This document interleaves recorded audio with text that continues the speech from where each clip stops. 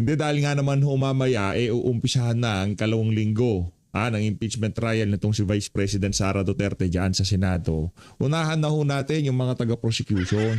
Kasi umaasa ho sila na yung tipong yung mga taga-suporta nitong si VP Sara maliligawan pa nila.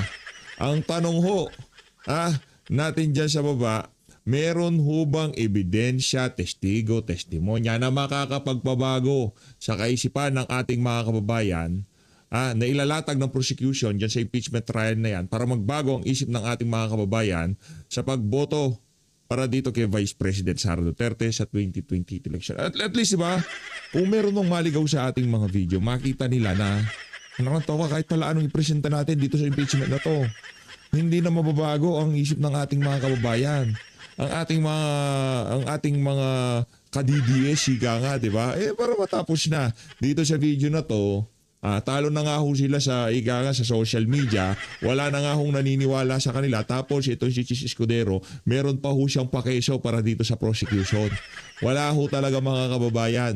Sarado na rin ho ang isip nitong si Chis Escudero. Ika nga, kung tayo mga taga-suporta nitong si VP Sara na kahit anong ipresentang testigo, ebidensya o kung ano mang kabalbalang ilabas ng prosecution dyan, finish na si VP Sara na presidente natin sa 2028. Ito naman si Chis Escudero, walang Luis Tro, walang Joel Chua, walang Dilima.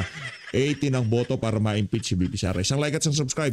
Masaya na ho tayo dyan sa magsusumali sa ating community. Yung join button nandiyan lang ko sa baba. Ito, rekta ho tayo dito kay Cheese Whiz. Game! Muli sa isang episode natin ng Cheese Whiz, Usapang May Laman. Special edition daw ito. Special dahil pag-uusapan natin ang mga kagana. Yun di ba? Pagka merong, pagka may toppings na cheese, pagka may palaman na cheese, kahit ano pa yan, tinapay, puto, di ba? Special pagka may cheese. Kaya dito sa isa na to, bibigyan tayo ng special episode ng Cheese Whiz. Ayos. Dapat ito siya ni President sa totoo lang. Kasi siya tumatrabaho, siya lahat Di ba? Anong ginagawa ni Win Quetzal? Nagkaganchilyo, nagsasamji, naging flower base. Nagmukha lang siyang katawa-tawa doon. Ibigay muna kay Cheese yung pagiging Senate President. Kasi mukha ka lang palamuti, dekorasyon dyan, di ba? Napan itong nakarang linggo. Partikular kaugnay sa Senado at sa impeachment na nakabinbin ngayon sa Senado. Sana, subaybayan nyo at huwag nyo kaming iwan para sa episode na ito. Sasagutin natin ilang mga katanungan mula sa mga kaibigan natin sa media, mga kaibigan natin nagpapadala ng text, at gayon din mga kaibigan na nagpapadala ng mga katanungan sa iba't ibang social media platforms namin. Pinili namin na sa pamamagitan ng podcast ito gawin dahil sang-ayon sa Rule 18 ng aming Rules on Impeachment. Hindi maaaring magsalita ang presiding officer o sino mang senator judge, kabilang na ang mga abogado ng prosecutor, ang mga abogado ng respondent at ang respondent kaugnay sa merits ng kasong ito. Sa pamamagitan ng podcast, mas matitiyak namin na buong ingat naming hindi lalabagin ang provision na yan ng aming rules. Kung kaya, ito ang paraan para masagot namin yung mga katanungang hindi lalabag sa Rule 18 ng aming impeachment rules. Muna natin. Senator, kwento nyo kung paano kayo naging presiding officer. Sang-ayon sa rules ng presiding officer ay pwedeng pagbotohan matapos itong amyendahan noong huling sesyon ng Senado noong Hunyo. So, nagbotohan ng Senado para piliin akong presiding officer. Nag-abstain ako at hindi ako bumoto doon. Kaya ang boto ay 12 lamang para sa akin. Iliwanagin ko tulad ng sinabi ko sa aking opening statement o talumpati na pambungad. Hindi ko ginusto to, hindi ko hiningi ito, hindi ko hinanap ito, pero hindi ko rin tatalikuran ang inaatas na responsibilidad sa akin na tulungan ang Senado at Impeachment Court na malampasan itong bahaging ito ng kasaysayan ng Senado at Impeachment Court kaugnay sa impeachment complaint laban sa ating ikalawang Pangulo. Hi, I'm Joel. I'm musician. Question lang po. Senator, as a presiding officer, do you... And I thank you. Ganun dapat Gusto ko meron kung wala rin lang naman ganun ang sago. Ang pagkasalansan nitong si ate, wag na lang. Kung walang, pagkatapos mo nagtanong, and I thank you. Dapat may ganun feel any pressure right now? Wala. Dahil bahagi lang naman siya ng trabahong pwede gampanan ng isang senador kung maatasan siya bilang isang presiding officer. Hindi naman. Wala namang pressure. Paano nyo tinitiyak na ang bawat ruling at desisyon ng impeachment court ay patas? Lalo na pag may magkakaibang interpretasyon ng konstitusyon at Senate rules. Ang definisyon ng pagiging patas, ika nga, ang definisyon ng justice sa simpleng pananalita sa Ingles ay giving every man his due. Binibigay mo kung ano yung nararapat sa kanya. Yun ang sinisikap kong gawin. Ibigay sa kada partido nararapat sa kanila. Subalit may dagdag. At kung ano ang binigay mo sa isang partido, dapat yun din ang gawin mo sa kabila. Kaya nung nabigyan ng pagkakataon, hindi ba magsalita ang prosecution na parang nagkukwento na sila? Sabi ko nga doon, peroration. Hindi na napigilan, nalagay na sa record. So dapat ang patas at tamang gawin, bigyan mo rin ng pagkakataon yung kabilang panig na magsalita din sa pamamagitan ng pagkakataong binigay sa kabila nung nauna na dahil sa tanong ng isang senator judge. Hi, Christian here, Yan. isang pribadong empleyado. Sir Cheese, isang curious question. Sa nirami-rami ng objections at motions, piling nyo ba minsan referee na kayo? Yun naman talaga ang trabaho ng isang presiding officer o judge. Mag-referee sa Referee. pagitan ng abogado ng mga partido para matiyak napapangalagaan ng karapatan ng magkabilang panig. Nagsalita si Senator Pam na sana wag masyadong technical para makasagot yung testigo ng diretso. Nagsalita din si Senator Pia. Sabi may rules tayo, may dahilan kung bakit may rules tayo. Yun ang binabalanse, pilit kong binabalanse sa mga pagpapasyang ginagawa ko bilang presiding officer na matitiyak ko na kung ano man ang pagtratong binigay ko sa prosecution, yun din ang pagtratong dapat ibigay sa respondent upang pantay na pagkakataon ng binigay mo para ipresenta nila yung kanilang ebidensya at yung kasong gusto nilang mapanood at makita ng ating mga kababayan. Ano ang tugon nyo sa mga punas ng minority at sa petisyon na kumakwestiyon sa legalidad ng pagiging presiding officer mo sa trial? Karapatan po nila yan at mas maganda ngang iakyat nila sa Korte Suprema upang mapagpasahan ng may buong linaw para sa hindi malayong hinaharap o sa hinaharap kung mangyari man ito muli. May gabay na tayo kung pwede nga ba o hindi yan at hindi na natin pag-aawayan pang muli ito. Napagkasunduan niyo po ba ang conviction threshold ng 16 votes sa ibang senador? Posible bang mabago ito? Hindi namin pinagkasunduan. Hindi ko pinagpapaalam ang aking anuman ang sasabihin ko, ang tanumpating bibigay ko. Gayon din naman ang ibang senador. Hindi naman sila nagpapaalam sa akin ang sasabihin nila bago nila sabihin. Subalit may nakausap ako ilang mga senador kaugnay dito at sang-ayon sila sa aking posisyon. Sa katunayan, liliwanagin ko, hindi ko ito posisyon. Ito ang umiiral na batas sa ngayon. Base sa probisyon ng konstitusyon, base sa desisyon ng Korte Suprema sa Bayan versus Zamora, maliwanag yung paliwanag ng Korte Suprema doon. Ano ba ang sitwasyon ng Senado sa ngayon? Merong 21 senador, 2 ang nakapiit, ang isa ay hindi matagpuan. Yung kaso sa Bayan versus Zamora, klaro't maliwanag na 23 lamang ang senador dahil si dating Vice President, dating President, dating Senator Gloria Macapagal Arroyo ay nahalal bilang Vice President noong 1998. So klarong 23 lang. Walang nakapiit, walang nawawala, walang nagtatago. Klarong 23 lang. Pero ang sinabi ng Korte Suprema, sa pagratipika lamang ng isang tratado, ang bilang pa rin na dapat sundin ay 24. Hindi magiging 23 dahil ang nakalagay sa pagratipika ng tratado ay 23 senators. Lalo pa siguro kaya kung impeachment ang pag-uusapan, na karapatan ng isang tao ang pinag-uusapan, hindi lamang karapatan ng isang tao, mandatong binigay sa kanya ng milyon nating mga kababayan. Mas dapat siguro na maging stricto tayo tulad ng sa pagratipika sa mga tratado. Gaya ng sinabi ko, ito ang kasalukuyang batas na umiral. Naalala ko yung aking professor sa constitutional law, the late former Professor Perfecto Fernandez. Sabi niya sa amin, when the trial court makes a mistake, it is appealable to the Court of Appeals. When the Court of Appeals makes a mistake, it is appealable to the Supreme Court. If the Supreme Court makes a mistake, it becomes part of the law of the land. Ito ang umiiral pong desisyon ng Korte Suprema, sang-ayon man po tayo o hindi. Kaya nga sinabi ko, kung sino man ang hindi sang-ayon sa posisyong ito, hindi lamang ng presiding officer, pati na rin ng impeachment court dahil wala namang umapila o naghahanap ng rekonsiderasyon sa aking pasya at sinabi, may pagkakataon silang iakyat ito sa Korte Suprema dahil justiciable controversy na ito. Depende siyempre sa pagpapasa ng Korte Suprema din, sa palagay ko ay pwede nang iakyat at hinug ito. Bakit ko sinasabi ito? Ang impeachment process ay highly political. Klaro naman po, hindi ba? Na may magkabilang panig na magkaiba ang sinusulong. Pabor o kontra man sa impeachment, pabor o kontra man sa nasasakdal. Hindi ba dapat lamang na kapag ka natapos ang impeachment, tapos na rin ang gulo, away at bangayan? Impeachment ang proseso para tumuldok dito sa prosesong ito. Ang Yeah. pangit naman at ang lungkot, kung matapos namin magdesisyon na may 14 o 15 boto, dun pa lamang mag-aaway-away uli, ay convicted, ay acquitted, dahil magkaiba sila ng pananaw. Sana kung sakasakali, mapagpasahan ito ng Korte Suprema kung may aakyat man sa Korte Suprema, bago pa man magkaroon ng pinal na kapasahan ng Senado, para hindi na tayo magsimula muli sa pinagsimula natin na may gulo, may away at may bangayan. Sana ito impeachment process, sino man ang manalo, sino man ang magwagi, maging tuldok na kaugnay sa bangayan, away, hindi pagkakaunawaan at mga akusasyon laban kanino man, upang ito'y mapaliwanag, mabigyang linaw at makita rin ng ating mga kababayan. Hi, Sen! I'm Chelsea. Close, ganun close. Ang bihira naman kung maka-high ka. Huwag naman kayo masyado magpahalata na magkakakilala kayo. Tanong nyo lang kay Sen. And I'm a student. Sana all may contact kay Sen. And curious lang po ako, mainit po ba yung suot niyo na robe?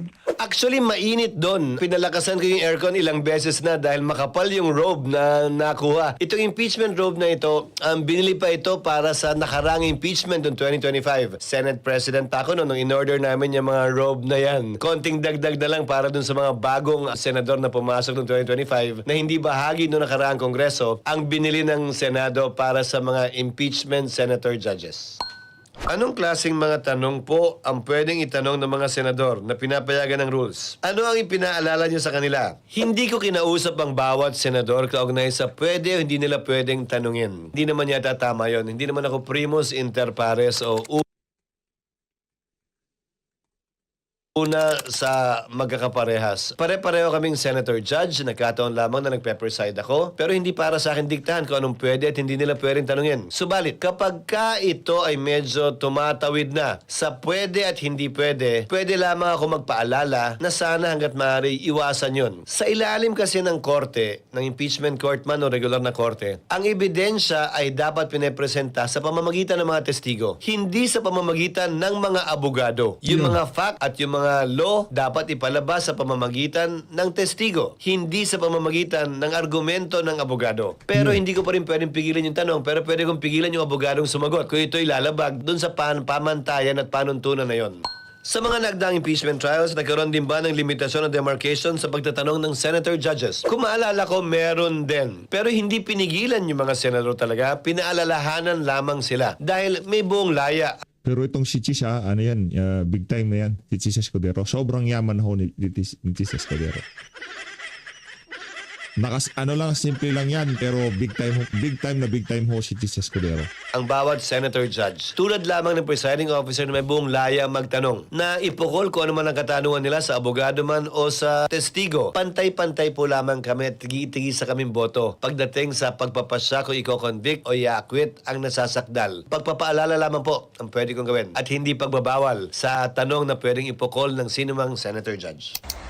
Pinakamalupit ho kasi dito mga kababayan. Kumbaga, ika nga pagka na-acquit si BP Sara dito, wala na, automatic presidente na siya. Ngayon, pagka na-convict siya dito, lahat ng boboto para ma-convict siya, markado ho yung lahat na yan. Lahat sila, mula kay Risa Hontiveros, Ping Lacson, Tuta Soto, lahat ho sila markado na. Kaya, dito sa isa na to, napakaingat ho nila. Nakita nyo mga galaw nila. Ayaw ni. Pero ang iba talaga, masyado silang masyado silang nagpapahalata na sa tanungan pa lang, napakaano na ho nila. Ika nga partisan na, di ba? Nasa partido na sila ng mga taga-prosecution. Mula kay Risa Hontiveros, kay Tuta Soto, Ping Lacson, Boytago, di ba? Yung iba medyo, pasimple pa sila. Pero alam naman ho natin, ika nga kahit, yung mga boboto para ma-acquit si BP Sara, yun na lang ho talaga liniligawan nila. Kung ilan man yan, kumbaga kinukorner sila, ito yung mga ebidensya, ito yung public clamor. Pagka nagbumoto kayo ng acquittal dyan, mayayari kayo sa sambayan ng Pilipino. Di ba? Talagang dito kay Joel Villanueva, yung kaso mo, walang yaka, yung kaso mo, talaga naman, mayayari ka. Maano natin yan, mapapast-track yan sigurado. Para dito sa magkapatid na Villar, si ano ho, yan ho ang ini-aim nila ngayon eh. Yan ho ang minamataan nila, yan dalawang magkapatid na Villar na yan. Kaya naman, abangan ho natin at iparamdam ho natin dito sa mga senador na to na ika nga kahit ano pang paninira kay VP Sara, ang pulso ng sambayan ng Pilipino, finish na. Si VP Sara ang ating presidente sa 2028. Kasi kahit gusto kong maniwala sa prosecution, ang nakakita ko nakasalang doon, sila din yung mga nakasalang, yung ng bastos kay dating Pangulong Rodrigo Duterte, sila din yung nasa TRICOM, sila din nasa Justice Committee, di ba? Parang sabi, paano papaniwalaan itong mga tao na to? Di ba? Sila din yun eh. Sila din yung walang habas na nanakot ng mga witness, walang habas na ika nga talagang mag-contempt dyan sa House of Representative. Diba? Sila din yung gumawa ng budget. Sila din nag-usap-usap sa mga program. Paano mo pagkakatiwalaan yung mga yan? Ngayon, kung sino yung mga individual, let's say, kung sino yung mga kasama ng sumalansan sa budget natin sa 23, 24, 25 national budget, sila din ho, behind the scene, ang nasa likod nitong impeachment trial na to. Sila yung nagnakaw eh. Ngayon gusto nila maniwala ang sambayan ng Pilipino dito sa mga tao na to na gusto ma-impeach si VP Sara. Paano yun? Kaya, sabihin nyo na yung gusto yung sabihin. Kahit anong ilatag nila dyan, hindi ho tayo maniniwala dyan. Sila din yun. Yung mga nagnakaw sa flood control, sila din ang nasa likod ng impeachment na yan. Paano tayo maniniwala sa kanila? Hi, hello po. I'm Dan. I'm a student. And ganano unta ko may mutana. Kaya ini Bisaya itong si ate. Palakpakan natin. Galingan mong mag-aral ating ha. ingon man si Senator Pia na sige siya na ni-stiff neck daw siya sige tanaw sa screen. So ako pangutana is if nanabay monitor po. By Monday, dapat nakalagay na ng monitor sa ibaba ng lamesa ng mga prosecution at saka respondent. Kumbaga nandito para makita ng mga nakaupo sa first row. Alalahanin ninyo, ang Senado nakaharap lahat yan sa rostrum o sa podium. Kaya yung mga TV nakaharap lahat ng paganon sa prosecution at saka sa respondent. Dahil binaliktad namin yung arrangement, nakaharap sila sa testigo at sa Council for Prosecutors and Respondents, yung mga TV hindi na akma sa kanila, na nakatutok talaga sa kanila.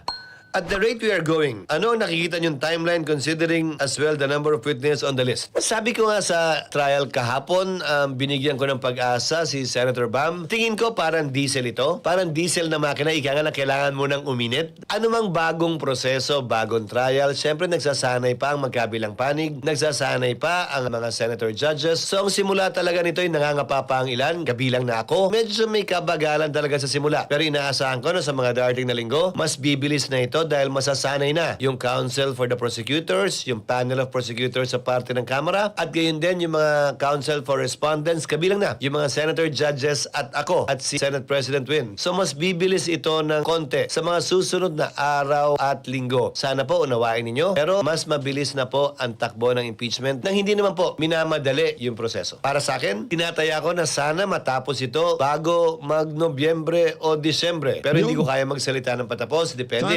Sana matapos na. Maganda pagkatapos nagpresenta ng prosecution, botohan na kagad. Wala nang rebat. Tapos na, akwit. Para matapos na, di ba? O sa defense, wala kayong kailangang ipaliwanag sa sambayan ng Pilipino. Yung mga nagpo-persecute dito kay VP Sara, yung mga gusto siya ma-impeach, kahit anong gawin nyo, hindi nyo maliligawan yung mga yan para kumbinsihin sila na inosente si VP Sara. Okay? Ang laban sa social media ngayon, tapos na usapan, si VP Sara, presidente na sa 2028. Kaya itong lahat ng nakikita natin na to,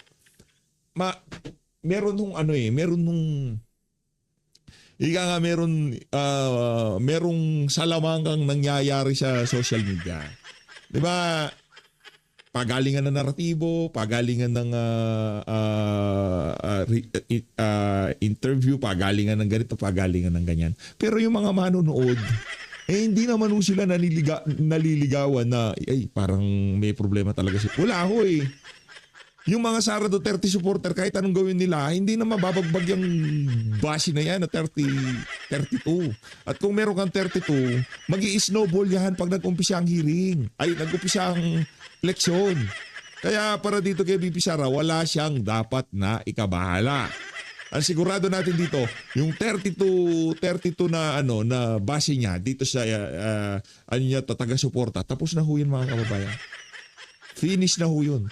Wala na, hindi naaalis sa kanya yun. Kahit ano pang ilatag nila. Alam namin, alam ng mga kasama natin dito sa PH Update, yung nasa likod nitong impeachment na to, sila din, yung mga taong nagnakaw, sumalan sa budget, nagnakaw sa mga maanomalyang flood control project, sila din ho yun. Kaya hindi tayo maniniwala kahit anong ilabas nila dyan.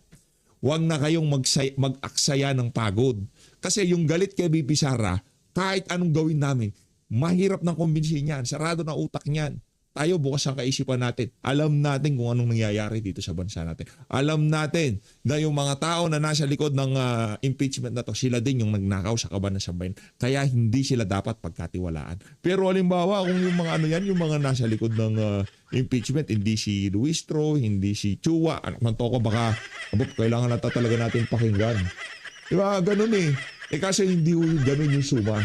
At sa ebidensyang naisipresenta ng magkabilang panig, sa kabila ng listahang binigay ng magkabilang panig, pwede pa rin sila magpresenta ng panibagong testigong wala sa listahan nila. Kung hindi yun available nung binigay nila yung listahan, at basta't bibigyan nila ng 5 araw yung magkabilang panig para alamin kung sino yung testigong yon, para makapaghanda sila na i-cross-examine yung bagong testigo o surprise witness na ipepresenta ng sino mang panig. Hi, I'm Nico, an accountant.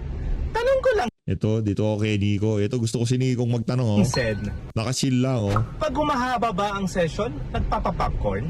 Bawal kumain sa plenaryo. Sa katunayan, bawal din nga daw Bawal kumain pero okay lang mag-sampone. ang tubig nung nagdaang impeachment dahil baka daw may mambato gamit yung mga bote. Nagbigay kami ng tubig nang may buong tiwala dahil yung tubig yata ang binigay namin nakalagay sa bote hindi nakalagay sa plastic eh. Hi, ako di ay si Kyle Manggubat, usa ka estudyante ug naa ko tani ko Nagkulong pa nga sa CR. Ayun, para siyang nasa kuweba tuloy. tala sen. Nabandayan na ako nga dugay na kayo mo wa makatindog sa imong lingkuranan. Dabo may jingle break. Nung Miyerkules ko lang naisipan yon dahil napansin ko ang hirap magpigil ng tawag ng pangailangan. Ika nga. Gayon din sa mga counsel for the parties. Dahil yung mga senador sa baba, yung mga senator judges, labas-masok naman silang pwede. Pero sa party ko, sa party ni SP Win, sa party ng mga counsel for the parties ay tila hindi. Kaya ginusto ko nga sanang magkaroon ng break sa gitna para sa call of nature, ika nga. Subalit nung Miyerkules, nung ginawa ko yon, nagpasya na yung prosecution na hindi na lamang magpatuloy sa bago nilang testigo. Kung kaya't hindi na lang break, nag-adjourn na lamang kami. Anong mga aral mula sa mga nakarang impeachment cases ang maaari magsilbing gabay sa Senado upang mas maging maayos at malinaw ang proseso? Hindi lamang mga desisyon ng Korte Suprema, hindi lamang rules ng Senado sa impeachment, hindi lamang rules of court na may subrogatory application, pero pati yung mga precedents o mga rulings ng mga nakarang presiding officer ng Senado sa isang impeachment complaint ang basihan po ng aming mga pagpapasya dahil tinuturing na bahagi yun ng kasaysayan at ng legal precedent ng impeachment. So malaki po na itutulong niya sa amin na hindi na namin kailangan mag-imbento pa muli. Ika nga, we don't have to reinvent the wheel. Pwede namin kopyahin lamang yung mga nauna ng ginawa para maging maayos, mabilis, at patas ang impeachment trial na isinasagawa po namin sa ngayon. Hi, ako si M, isang nanay. Tanong ko lang, Sen, tubig lang ba ang pwedeng mainom sa Senado? Hindi naman. May mga nagkakape, may mga nagtsatsa at depende kung anong ilalagay sa water tumbler ng mga senador na laman. Soft drinks man, juice man, iced tea man, nasa sa kanila yon. Pero ako tubig lang. Hindi pa nga masyado maraming tubig kasi nga baka mamaya maihi ako mahirap tumayo nang hindi pa nagbe-break o nagre-recess ang Senado. Ano sa tingin nyo ang pinakamalaking hamon bilang presiding officer ng impeachment trial? Siguro na mapanatili, orderly, mapayapa at maayos yung proceedings dahil tinitiyak ko, darating yung panahon na magkakainitan ng magkabilang panig. Darating ang panahon, hindi lamang initan, hindi pagkakaunawaan ang ilan sa mga senator judges tulad lamang ng mga ordinaryong sesyon namin sa Senado at mga nagdaang impeachment cases. Nagkaroon pa nga ng walkout yung isang dating impeachment kung maalala po ninyo sa ating kasaysayan. Susubukan po naming iwasan yon at yun ang hamon na kinakaharap siguro, hindi lamang ko bilang presiding officer, pero ng bawat senator judge. Dahil tulad ng sinabi ko, hindi naman po ako primus inter pares o una sa mga magkakapantay. Pare-pareho lamang po kaming senator judges. At ang hamon sa amin ay tiyakin na itong prosesong ito ay matatapos ng maayos, matiwasay, at hindi lamang magiging parehas, pero mukhang parehas. We should not only be impartial, but we should also give the impression and appearance that it is impartial. Hindi po maaaring impartial-impartialan lang. Dapat mukha at totoong impartial ang impeachment court. Paano pagsasabayan ng Senado ang impeachment trial at ang regular legislative work pagkatapos ng SONA? May posibilidad bang baguhin ang schedule at may mga mungkahi ba kayong adjustments? Hindi ko po desisyon yan. Desisyon po yan ni Senate President Win Gatchalian. Dahil hindi na po saklaw yan ng pwedeng gampanang tungkulin ng presiding officer ng impeachment. Hindi na, desisyonan mo na. Wala namang kwenta si Win Gatchalian. Pagka kunyari, tapos regular na tayo, regular session na tayo, di ba? Kahit hindi pa wala pang pinag-uusapan, magdesisyon ka na, wala namang kwenta si Win eh. Wala namang ginagawa si Queen. Lang yan, flower base lang yan. Pambira, atat ka maging Senate President, di mo naman pala kaya. Kung di mo kaya, huwag mong pasukin. Ganun lang ho kasimple yan. Huwag mong pasukin yung isang bagay na hindi mo kayang panindigan. Di ba? Kung kaya mo, pasukin mo. Kung hindi mo kaya, huwag pasukin. Para ka lang para ka lang magmumukha ka lang katawa-tawa, di ba? Oh. Pero pinanukala ko na po sa kanila. Ikonsidera na gawing umaga ang impeachment trial 9 o 10 o'clock man hanggang 2 o'clock ng hapon o 4-5 oras at ang sesyon ay 3 o'clock o alas 4 hanggang matapos na kami. Bakit? Dahil papasok na rin ang panukalang budget para sa taong 2027. Ako ang lalaho nito. Segue ho talaga itong mga magnanakaw na to. Nanonostra ko na eh. Habang may impeachment, yung BICAM, yung Committee on Appropriation, papalusutan ho tayo nitong mga mga buhaya na to, nitong mga magnanakaw na to. Hindi ho talaga natitigilan ang sambayan ng Pilipino hangga't hindi ho natutuyot ang ating mga kababayan, ang kaba ng sambayanan. Naku, naramdam na ho natin ang malawakang pagnanakaw na naman ang gagawin ng administration na to sa 2027 national budget. 2026 national budget, ayan na. Anong klaseng nakaw na nangyari? Oras, pera, resort, lahat na ninakaw nila. 25 million kada araw. Okay? 25 million kada araw dyan sa impeachment mo na yan. Ganun kalala. Magkano daw yung di umanong ninakaw ni BP Sara na mapanggang sa ngayon wala silang ebidensya? 125 million. So pagka naka-5 sesyon tayo, yung sinasabi nilang ninakaw ni BP Sara, wala na, tapos na. Doblyado, yung nawalang perang sinasabi nila na wala silang ebidensya, mas ang malalaho nito, hindi lang ho pera nawawala, pati oras. Diba? Yung panahon na nagtatrabaho itong si Kilay, tinatrabaho yung budget na yan, hindi ho nangyayari yan. Ang nangyayari ho, na busy-busy ho sila sa impeachment ni BP Sara. Kailangan mag-conduct ng hearings ng Senado. So habang wala pang ginagawa sa plenaryo, pwedeng suspindihin ang sesyon, suspindihin ang rules para makapag-hearing yung ilang mga komite kaugnay ng budget o kaugnay ng ibang panukalang batas habang nagsesesyon ng Senado. Kung mga Ayun, pwede naman pala, di mag-Blue Ribbon Committee hearing tayo, di ba? talumpati lang naman ang ide-deliver at wala namang botohan na mangyayari. Pangalawa, mababakante nito ang buong araw ng Huwebes. So Monday to Wednesday lang po yun, tulad ngayon, para sa mga hearing din na kailangan isagawa ng iba't ibang komite. Dahil impeachment ay isa lamang po sa mga trabaho ng Senado at patuloy pa rin yung trabaho po namin bilang mga senador na pag-usapan, pagbotohan at magpasa ng mga makakabuluhang panukalang batas na makakatulong sa ating mga kababayan. Kabilang na po yung taunang budget na pinakamahalagang batas na dapat ipasa ng Kongreso kada taon. Pero hindi ko po decision yun. Suggestion lang yun. Ano ang inyong pinagtutunan ng pansin sa Senado habang nagpapatuloy ang impeachment trial? Hiningan kaming lahat ni Senate President Win Gatchalian ng mga priority bills upang sa gayon yun ang tututukan niya na mapasa sa pagbubukas muli ng Senado. Matapos ang SONA, inaasahan ko na yun yung magiging pangunahing tututukan ng Senado. Hindi lamang ako, pati ibang mga senador. Dahil ang listahan ito ay nanggaling hindi lamang sa isa, kung hindi galing sa lahat. Hello, ako Gilles Jose. I'm a student Gusto ko lang mabalaan kung pwede ba mag-absent ang mga senador during the impeachment trial. Pwede. Kung talagang kinakailangan at kung hindi talaga may iwasan, parang sesyon din naman yan. Dapat mag-attend ng sesyon, dapat mag-attend ng trial. Subalit kung may sakit, may karamdaman, hindi umabot, may magandang dahilan, pwede dahil court of record ang impeachment court. Parang korte rin yung ordinary na may rolyo. So lahat ng pinag-usapan sa hearing na mismo, pwede mong basahin o panoorin gamit ang records ng Senado.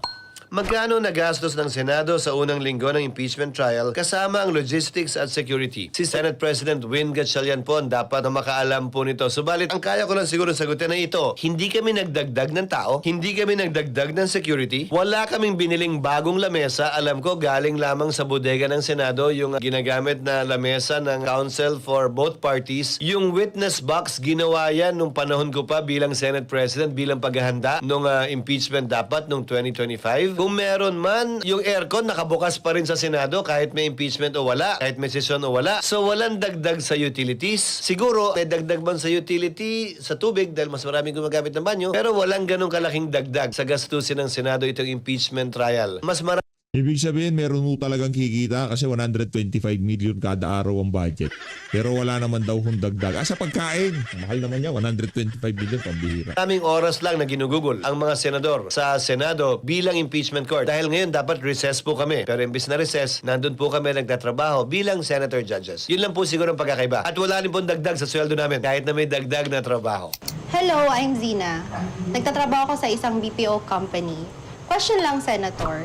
Bilang ordinaryong mamamayan, anong mapapala namin sa impeachment trial? Pinapatunayan at pinapakita kasi nito na tumatakbo, umuubra yung demokrasya natin sa ating bansa na sa dulo magbebenepisyo dapat ang bawat Pilipino. Dahil sino ba naman ang gustong manirahan o mabuhay sa isang bansang may diktadurya? Buhay ang demokrasya sa ating bansa at ito ang pinapakita at pinapatunayan natin sa Hindi totoo yan. Nabubuhay tayo sa diktadura. Pero ika nga diktatura na hindi diniklara yung pagiging diktatura. Pero sino bang nangyari diyan sa impeachment na yan? Ba't pinagpilitan? Kasi diniktahan ng House of Representatives, diniktahan ng Malacanang na dapat magpatuloy yung proseso na yan. Pero kung pagbabasihan yung ebidensya, doon pa lang sa mini trial, dapat tapos na yan . Pero pinagpilitan kasi nga nasa diktatura tayo. Ito talagang si Kilay. pamamagitan ng prosesong ito. Yun marahil ang pinaka pwedeng maibigay ng prosesong ito sa ating mga kababayan.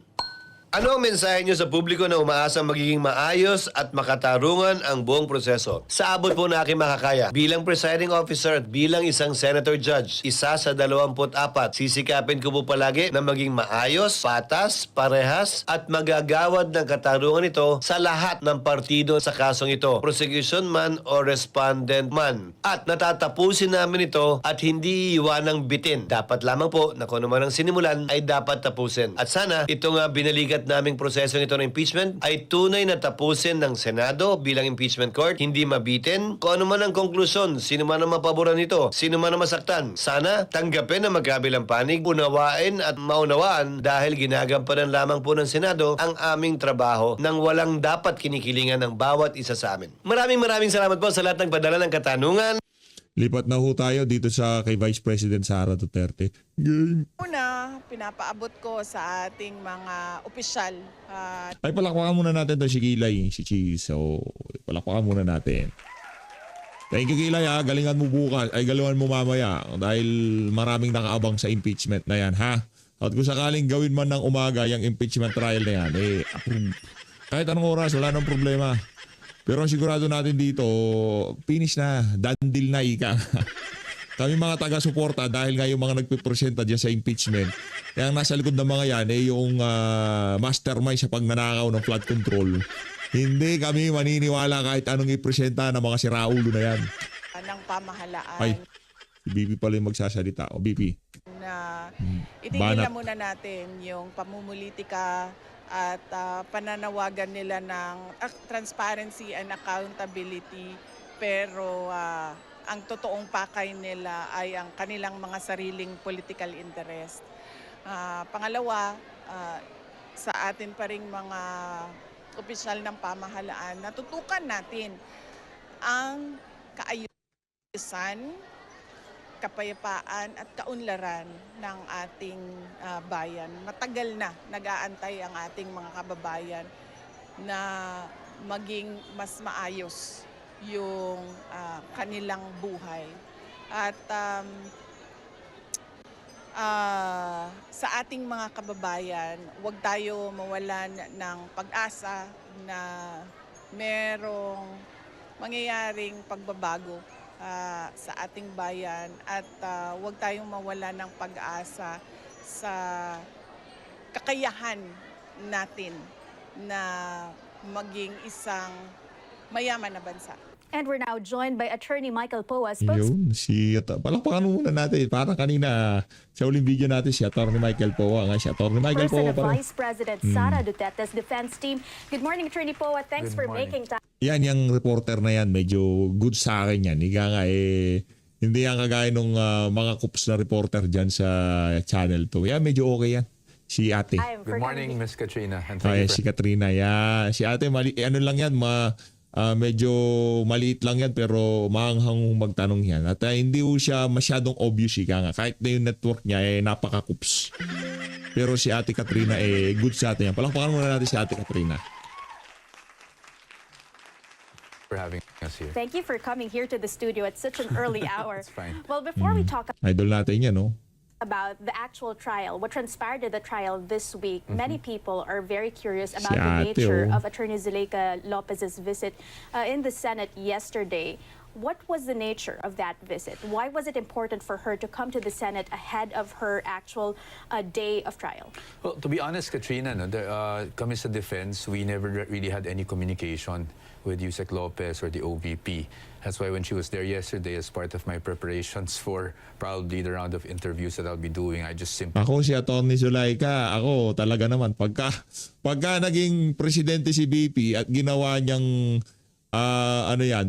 special assistant, ginawa niyang basta cabinet level, abangan ko yan. Babantayan ko yan si Atty. Zuleika. Bawat galaw niyan doon ako sa likod, nagchichira ako kay Atty. Zuleika, di ba?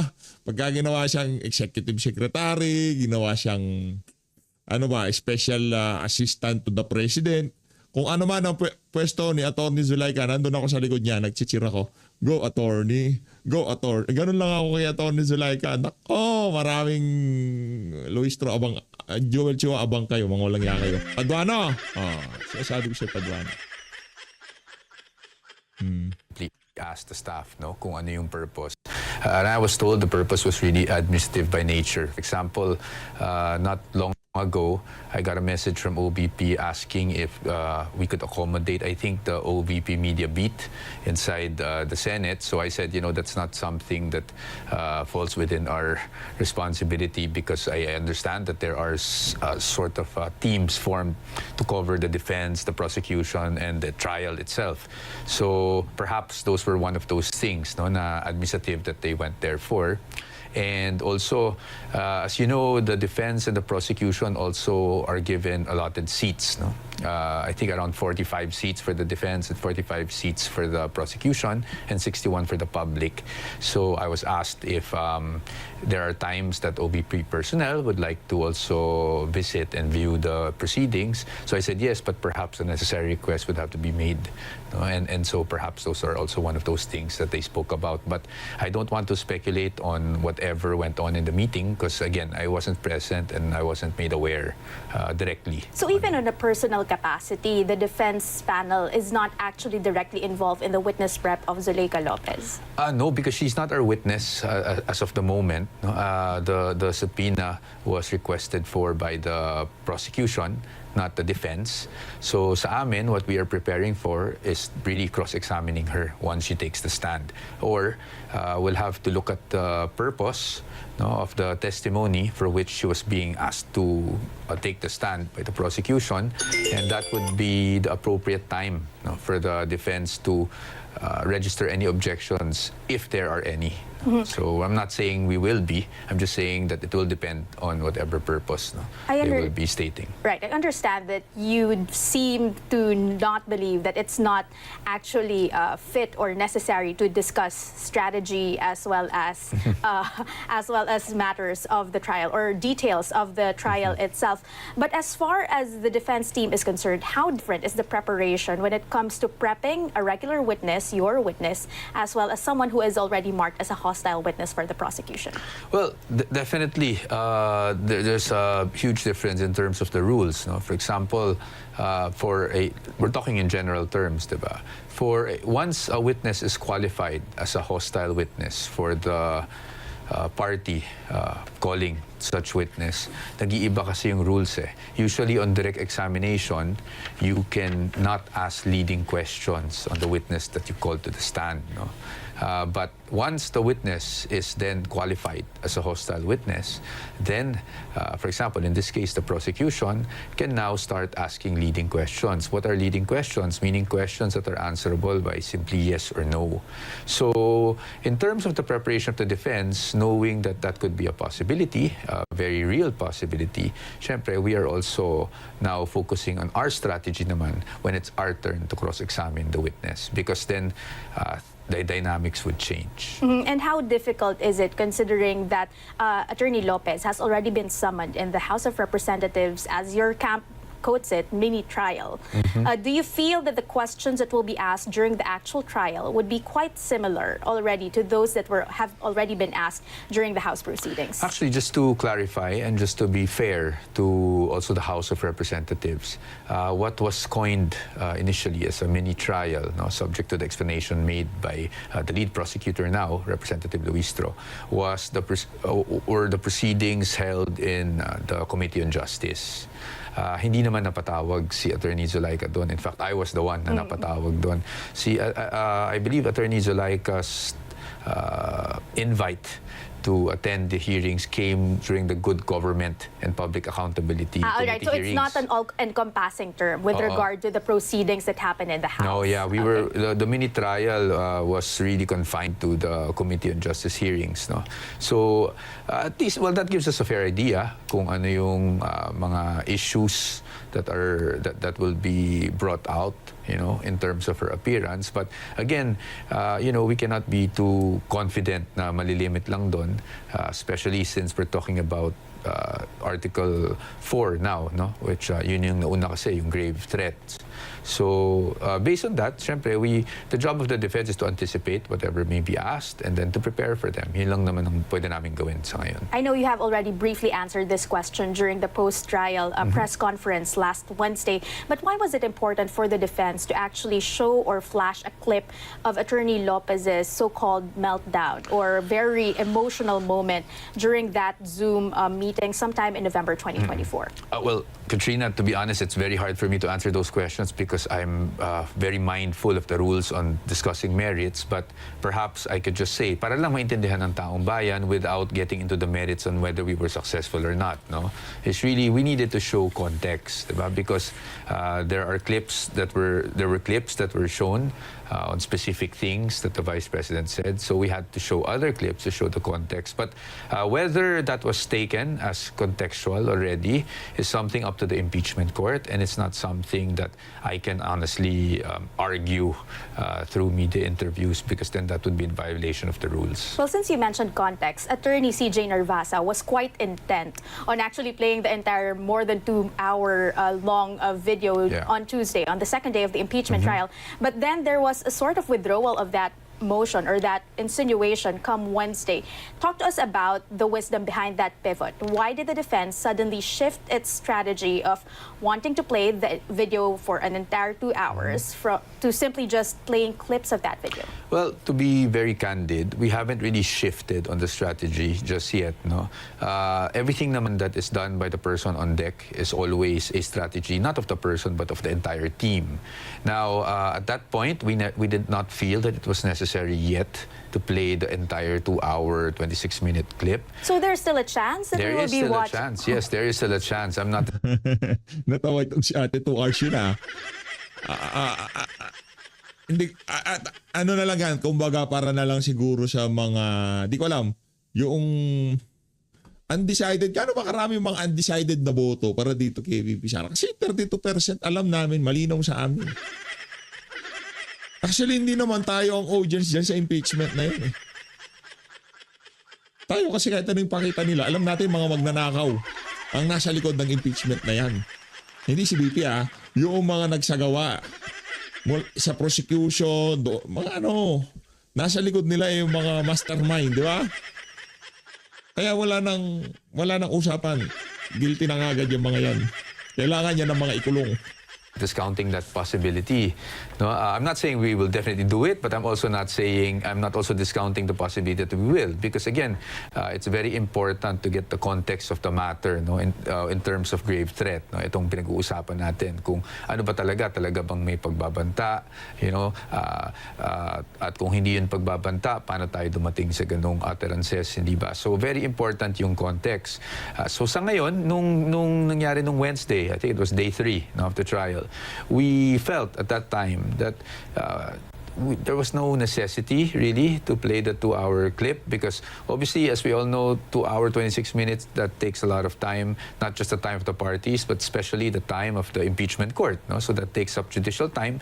So once we do it, we want to make sure that it is definitely necessary for our defense to play that before we subject the senators to a 2 hour 26-minute clip. Do you feel that that strategy would not backfire from your end? Because critics of the Vice President would definitely say that the defense is trying to dribble the ball game here. No, it's not really dribbling. It will depend on the nature kasi of the testimony of the witnesses that the prosecution will be presenting. So in terms of the witness that was presented the other day, kay Agent Kalilong, we felt that it wasn't really necessary just yet.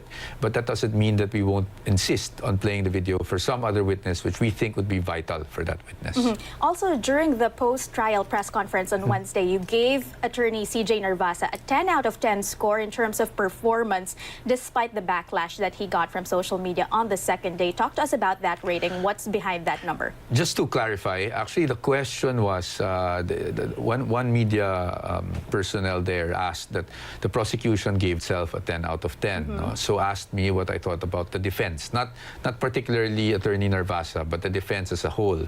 So I said, well, to be honest, sa tingin ko 10 out of 10 rin. Why? Because we hit our targets, no, for the first week of trial. But as to Attorney CJ, I would like to also thank him for what he did, no, for his performance. Regardless of people, there will always be, since it's such a divisive issue, and it is a politically charged trial, there will always be bashers, and there will always be people who might like what we're doing. So sa atin, that's par for the course, diba? So, but sa amin, we had our targets for Attorney CJ to deliver, and at least in our view, he was able to deliver those targets. Now, if there are people who didn't like that, I think that comes with the job, really. Before we talk about those specific targets, at least those that were already discussed in court already, did some senior members of the defense panel at least gave a tip, not really reprimand, but maybe advised Attorney Narvasa to perhaps limit some of the objections, because there were some points where even the date of the video itself, he was already objecting to that point? Well, Attorney Narvasa, is an experienced lawyer, so of course everything we do in court, is discussed even prior to before we even enter the impeachment court. So, to be honest, Attorney Narvasa was just doing his job as a lawyer. There were a lot of things online saying about, Mr. Objection. Let's the elephant in the room, no? People were saying Mr. Objection, etc. But the next day, Attorney Ligutan was also registering a lot of objections, But again, there's nothing wrong with what Attorney Ligutan did. There's nothing wrong with what we feel, with what Attorney CJ did. Lawyers really need to object to protect the rights of our client once the ground for objection becomes apparent. And when is that? When the question is asked. No? So sa amin, kasi if we don't object, then we waive the objection in that matter. So wala namang naging parang advice or reprimand. I think we all know what we're doing here. Of course, there are strategies that we discuss within the group, that I cannot disclose.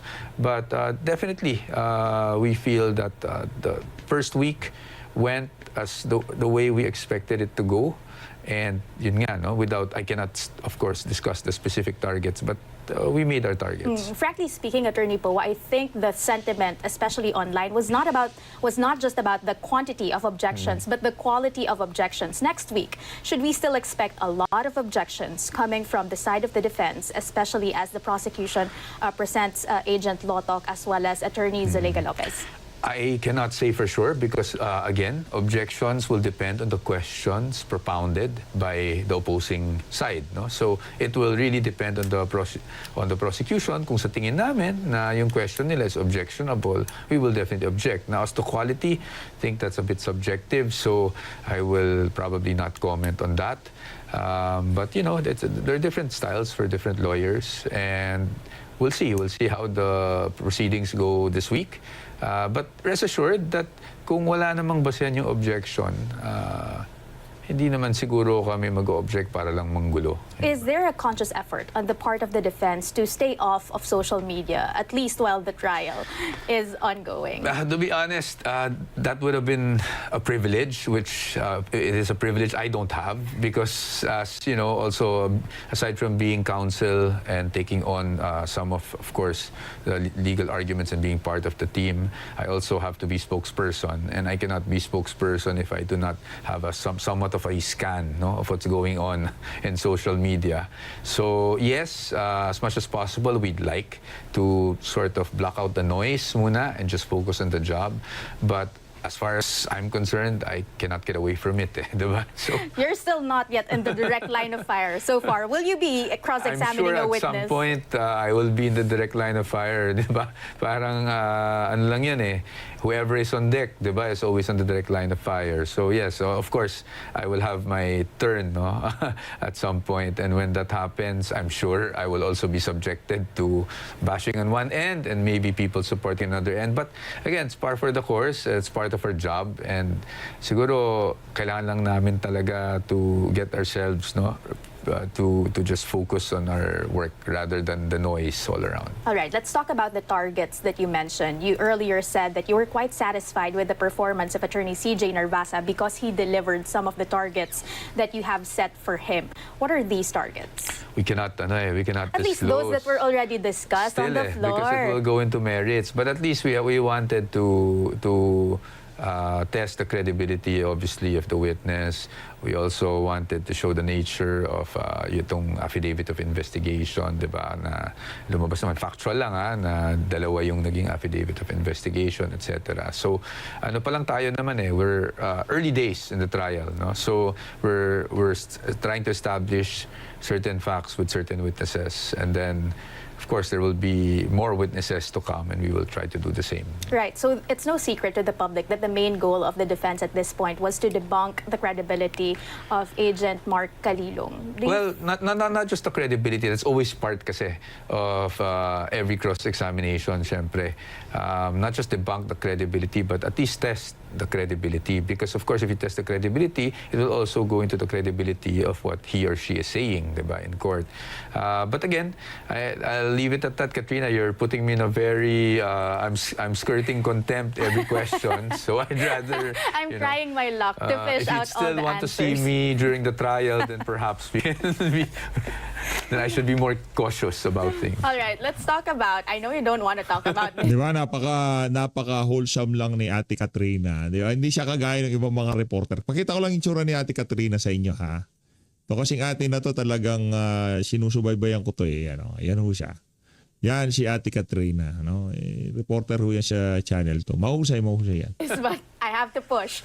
Let's talk about Senator Judge. Napaka-wholesome lang ho ng hindi siya agresibo. Yung iba kasi mga reporter medyo agresibo. Hindi, ayaw natin yung mga agresibo. Gusto natin yung mga chillax ka lang. Kalma. Siyad mainit ang ulo. Hindi ma-impeach si BP Sara. Yan kumbaga yung kabali-balita lang. Meron lang balita pero ang tanong ma-impeach. Hindi siya ma-impeach. Risa Ontiveros. Yes. Ang gusto ko kasi nilang mangyari, kumbaga cornerin yung mga senador na pumupustura na hindi impeach si BP Sara. Ay, alam naman natin kung sino-sino yung mga yan, di ba? Ngayon, ang gagawin natin, susuportahan natin yung mga senador na to. kung bias itong mga reporter ay yung mga network, wala tayong karapatan maging bias dito sa PH Update. Anak ng Petrang Karapata. Ngayon pa lang, pero ni-judge na ng mga mainstream media si VP Sara, tapos tayo, hindi tayo pwede. Hindi pwede yun. Statement that she Hindi ganun questioned. gumagana ang mundo. I'm sure it was. I think it was her, but it might be another senator judge if my memory fails me. There was a senator judge who mentioned or who questioned na enough justification ba na may alleged threat issued against the vice president for her to engage or blurt out that kind of rhetoric that she said against the president. Do you feel that that has already earned some points for the prosecution, considering that it's public sentiment, it's a common public sentiment? Well, sa akin, no, of course, with all due respect to the senator judges, they are free to ask kasi whatever questions natin, it is up to the presiding officer to decide if something is out of order or not. So kami naman, we have to submit ourselves to the court. So pag nagtanong ang senator judge, we just have to respond.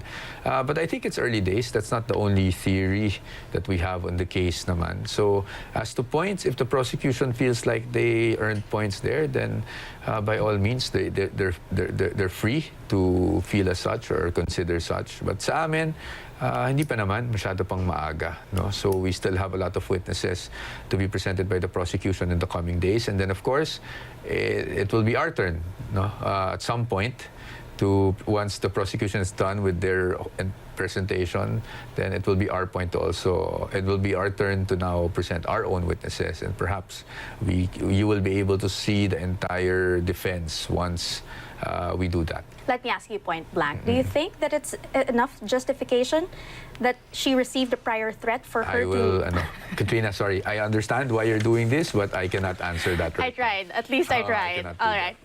Speaking of next week's trial, let's try to push the story forward. The prosecution earlier mentioned that they chose the fourth. Di ba? Wholesome lang po si ate. Gusto mo panood yan, punta lang ko kayo sa Ayencia. So always, maraming salamat po sa pag-support sa PH Update. Mag-ingat po kayo lahat. Mahal natin ng Pilipinas. Palakpakan natin itong si ate Katrina. Di ba, hindi siya nakakabuisit. Pwede naman palang maging partisan yung network mo, pero kaya mong trumabaho sa gitna. Di ba, pwede naman pala eh. Pati itong si Karen Davila, hindi kaya gawin yan.